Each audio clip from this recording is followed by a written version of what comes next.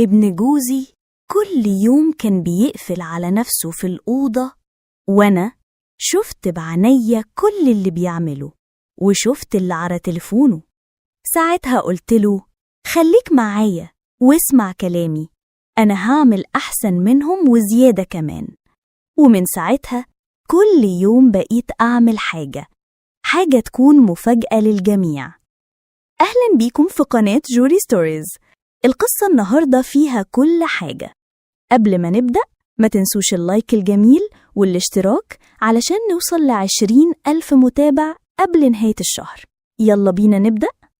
بتحكي صاحبة القصة: أنا ما كانش قدامي حل غير اللي عملته ومحدش يلومني عليه. أنا اتجوزت قبل كده، ما خفتش، وعشت مع جوزي 4 سنين، وبعدها انفصلنا. رجعت أعيش مع والدتي 7 سنين كاملة، وما كنتش بفكر خالص في موضوع الجواز. كان عندي مشاكل خاصة وما كنتش متوقعة إني أخلف في يوم من الأيام، ونسيت حكاية الجواز تماماً. لكن والدتي بدأت تتكلم معايا كل يوم عن الموضوع. كانت تقولي: يا بنتي، لو ما شفتكيش السنة دي عروسة أنا مش هعيش للسنة الجاية. كانت عايزاني أتجوز، تبقى ليا حياة، راجل يحميني ويخاف عليا.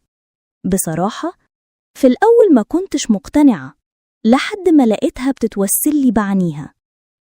اتقدم لي عرسان كتير، بس أغلبهم كبار في السن، لحد ما جه واحد عنده 51 سنة، مش كبير قوي، مبسوط وعنده دخل كويس، وكان باين عليه العز، اللي يشوفه يقول ده لسه شاب، مهتم بشكله ومظهره.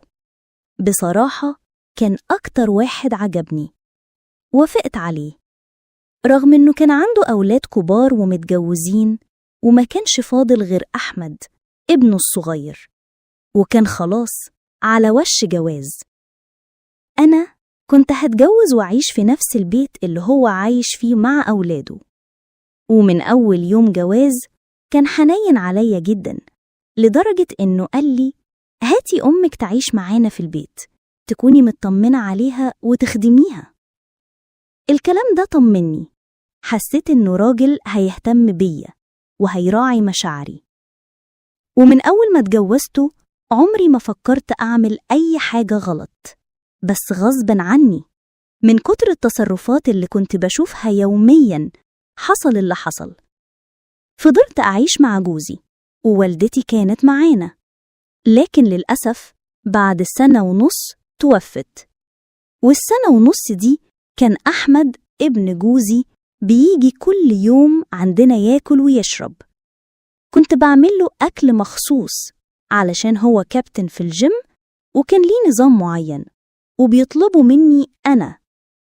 ما كانش بيكلم أي واحدة من مرات إخواته، واحد فيهم مسافر والتاني بيشتغل برا وبينزل أجازة كل شهر، وكل واحدة فيهم يا إما عند أهلها يا إما قافلة على نفسها. فعشان كده كان بيجي عندي أنا، وأنا كنت بعمله كل اللي يطلبه، كل اللي بيحبه. وطول ما والدتي كانت عايشة ما خطرش في بالي أي حاجة من دي. هي كانت واخدة كل تفكيري، ما كانتش بتتحرك، وأنا اللي كنت بخدمها. بس بعد وفاتها بدأت أخد بالي من كل حاجة حواليا، بدأت أهتم بنفسي، بشكلي وبطريقتي في اللبس. طول السنتين دول ما كانش فارق معايا غير والدتي، كانت هي كل حاجة في حياتي. حتى جوزي ما كنتش بهتم بيه زي ما كنت بهتم بيها. لكن بدأت أفوق لنفسي وأفكر بشكل تاني خالص، وفين لحد ما اكتشفت إن جوزي خلاص ابتعد. بقيت أتكلم مع نفسي: هو أنا هفضل عايشة كخدمة؟ أخرج من خدمة والدتي بعد وفاتها أدخل على خدمة جوزي اللي كبر وبدأ يبعد؟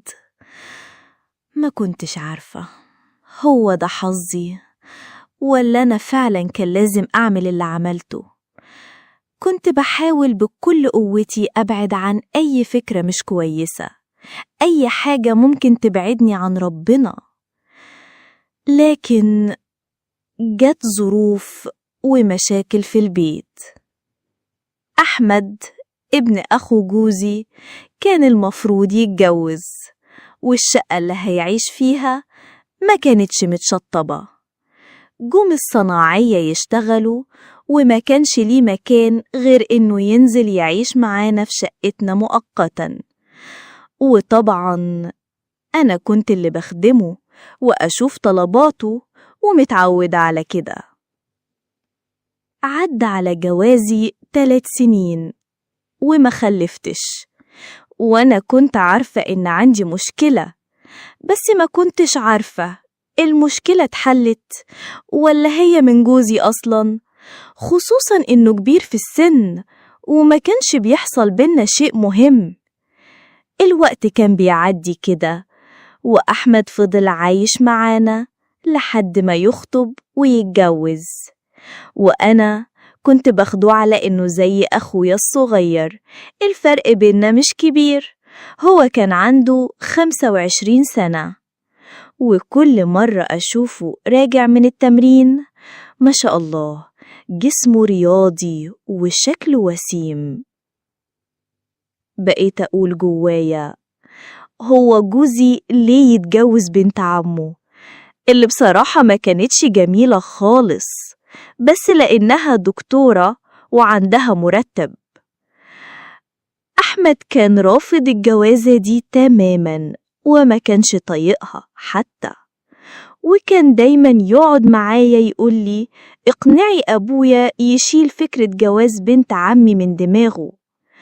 بصراحة ما قدرتش أكدب عليه وقلت له انت أحلى منها بكتير، ومن حقك تختار اللي تحبها وتكمل حياتك معاها وتكون مبسوط. مش عارفة ايه اللي خلاني أقول كده يوميها. لقيتني بقوله أنا بخسرك سواء بنت عمك أو غيرها، مفيش حد يستاهلك. ومن هنا بدأ يحس إن أنا مهتمية بيه، بدأ يفهم كلامي اللي كنت بخبيه جوايا من بعد وفاة والدتي. لكن للأسف من بعدها ما بقاش سايبني في حالي، طول الوقت يقولي أنا كنت فاهم كل حاجة بس كنت بكدب نفسي. قلتله أنت فهمت كلامي غلط، أنا ما كانش قصدي كده. قالي أنا اللي كنت غافل وما كنتش واخد بالي من حاجات كتير حواليا من سنين. ومن هنا بدأت ألوم نفسي، ليه حكيت له؟ ليه خليته يفتح الباب اللي ما كنتش ناوية أفتحه؟ ما بقاش يسيبني في حالي، كل ما جوزي يغيب عن البيت يجي يتكلم معايا، يفتح مواضيع كتير. بصراحة كنت بصده، أقوله ما تتكلمش كده، وأحاول أتهرب منه. لحد ما في يوم بنت جوزي اللي من مراته اللي توفت تعبت، هي كانت متجوزة في محافظة تانية بعيدة عننا. أنا وجوزي وأحمد طلعنا نزورها ونطمن عليها. أنا خدمت بنت جوزي بكل اللي أقدر عليه، عملت لها كل حاجة طلبتها، بس للأسف البيت كان مليان، حماتها حماها واخوات جوزها، وجوزي بقى كان ناوي نبيت هناك كلنا. لكن يومها من كتر ما البيت كان مليان ناس سمعت أحمد بيقول لباباه يلا بينا يا بابا نمشي بقى. ووقتها بنت جوزي قعدت تعيط وتقوله خليك معايا يا بابا الليلة دي بس. لقيت أحمد بيرد عليه بهدوء، قاله خلاص خليك، وأنا هاخد طنط نوال وارجعها، وبكرة لو حضرتك عايزها أجيبها لحد هنا بالعربية. جوزي كان مش مرتاح للفكرة، كان عايزني أكون موجودة معاه، بس أحمد قاله البيت هنا مليان من جوز أختي ومن باباه ووالدته، وهي مش هتكون مرتاحة. وفعلا جوزي قال لي ماشي، روحي مع أحمد، ولو احتجتي أي حاجة هكلمك، ولو حبيتي تيجي بكرة خليه يجيبك. أنا وافقت ومشيت مع أحمد، لكن من جوايا كان في إحساس غريب، قلبي مش مرتاح. طول الطريق أحمد حاول يتكلم معايا بس أنا ساكتة ولا برد عليه. كنت حاسة إن في حاجة مش مظبوطة، وكأني كنت شايفة اللي هيحصل قدامي. كل ما يفتح كلام كنت بصده لحد ما وصلنا للبيت، وهنا لقيته بيغير نبرته تماما. قال لي صدقيني مفيش حد هيعرف حاجة عن اللي هيحصل، وبابا مش موجود، والفرصة دي مش هتتعوض. أنا اتصدمت، اتعصبت عليه وقلت له بحدة لو اتكلمت معايا بالطريقة دي تاني أنا هكلم والدك وأحكيله على كل حاجة. وفعلا ساعتها سكت وساب البيت ومشي، وأنا حمدت ربنا إن اليوم ده عدى على خير وما حصلش اللي كنت خايفة منه. تاني يوم كلمت جوزي، قلت له ها راجع النهاردة؟ قال لي لأ، أنا مش هسيب بنتي، حاسس إنها محتاجاني ونفسيتها تعبانة ولسه ما خفتش. وفعلا جوزي فضل عند بنته، أما أحمد ما شفتوش طول اليوم، لا جه البيت ولا عرفت هو راح تمرينه ولا لأ. كنت فاكراه مش هيرجع، وإنه هيستنى لحد ما والده يرجع ويمكن قاله على اللي حصل، خصوصا إنه كان ناوي يبات عند أخته. الليل دخل واليوم خلص وأنا كنت مطمنة، والحمد لله ما حصلش حاجة تضايقني، لحد ما سمعت خبط على الباب. طبعا كان أحمد رجع، والوقت كان متأخر جدا. استغربت لما شفته كده، وشه مش طبيعي، متبهدل ومش في حالته خالص. سألته كنت فين طول اليوم؟ لقيته يضحك ضحك غريب وبيقول كلام مش مترتب، وقال لي كنت مع أصحابي، ما تزعليش أنا تمام. بس اللي حصل بعد كده ما كنتش متوقعاه أبدا. بدأ يتكلم معايا بطريقة غريبة، قال لي أنا مش فارق معايا أي حاجة، روحي احكي لأبوي على اللي هيحصل، أنا مش خايف ولا هممني. وفعلا ما سابنيش، وفي اليوم ده حصل بينا كل حاجة.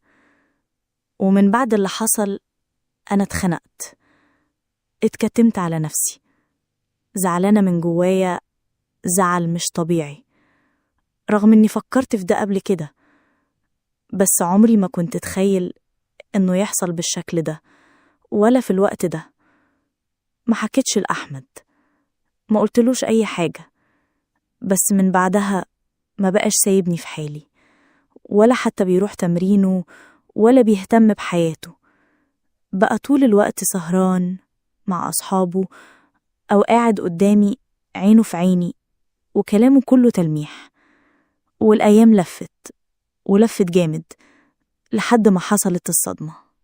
رحت أكشف، كنت تعبانة حاسة بحاجة مش طبيعية، وهناك الدكتورة قالت لي الكلمة اللي وقعت عليا زي الصعقة: انتي حامل في الشهر التاني. أنا حامل؟ إزاي؟ أنا اللي طول عمري عندي مشاكل في الحمل، اللي طلقت بسبب إني مش بخلف. مش فاهمة، المشكلة كانت فيا ولا كانت في جوزي اللي فات، ولا هي معجزة فرصة ربنا بعتها لي. المهم من ساعتها وأنا تايهة، خايفة وقلقانة ومش عارفة أعمل إيه. ما قلتش لأحمد حاجة، ما فتحتش بقي، خايفة أقوله يرفض، خايفة أقوله ويسيبني.